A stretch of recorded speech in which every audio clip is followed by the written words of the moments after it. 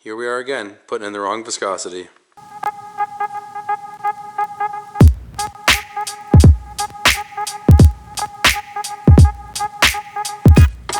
So I'm making this video in response to a previous one I did where I started running 5W30 in my 5.4 liter instead of 520. Hopefully it was going to reduce the noise I got from my timing set. And here I printed off the TSB when Ford decided we were going to start running 520 and everything.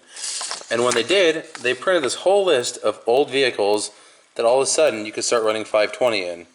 And the biggest pushback I get on this is that, well, you know, these modern vehicles have tighter tolerances. Tighter tolerances, you're going to starve it for oil. Well, you've got these vehicles here from the early 90s that Ford never intended to have 520 in, and all of a sudden they're saying, oh yeah, go ahead and run it. So clearly, clearly something odd is going on here. And even so, I hear cold startup, cold startup. When you start it up cold, it's a 5 weight. The 30, the 20 doesn't make a difference. That is when it's at operating temperature. It is 5 weight when it's cold. So you go to the first page of the TSB and issue. It says, you know, Ford Motor Company now recommends using 520. Okay. Action. All 01 and 02 vehicles where 520 is recommended, you know, change your normal interval. But here's the important part. This oil is an improved formulation to improve fuel economy. Fuel economy. Like I said in the first video, it's nothing but CAFE standards, because it's continued on the next page, and it goes on to say, testing is validated, you can use it in previous model vehicles, and it's just pretty much safe to use, unless it's on the exception list. Okay, so the entire reason is fuel economy. There's nothing about tight tolerances, nothing about variable valve timing. The entire reason, as far as I can tell, based on what their technical service bulletin they produce says, is fuel economy. So here's the meat and potatoes of it. Here's the oil. It's actually quite glossy, just reflects everything. Can't really see, but there's absolutely no particles in there whatsoever, no metal flakes. And I've cut apart the oil filter. We're going to look in there, because if there is any damage, if I'm just, you know, destroying this motor, it's been 5,000 miles. Something should be happening by now. So we're going to go ahead and pull it apart here and see what it looks like inside.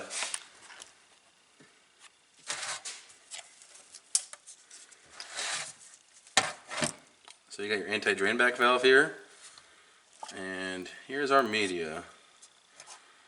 Now, as I'm cutting it apart, I realized, man, I should have drained this thing a lot better than I did, but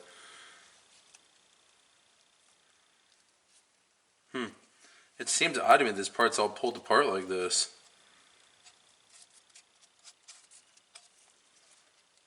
What do I know, though? I've never cut apart a filter before, so I really don't even know, you know, what to expect in here.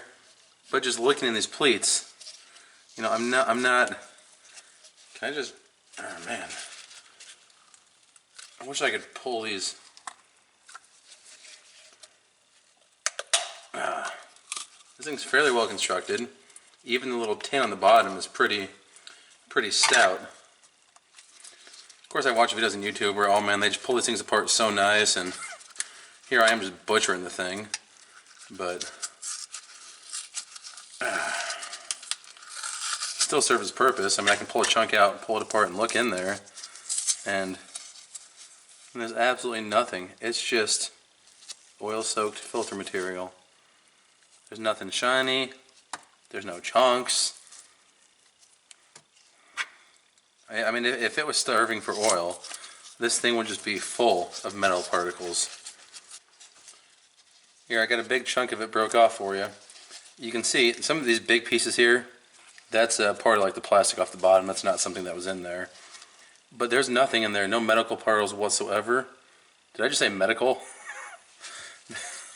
There's no metal particles in here whatsoever. I mean, it's dirty filter material. That's it.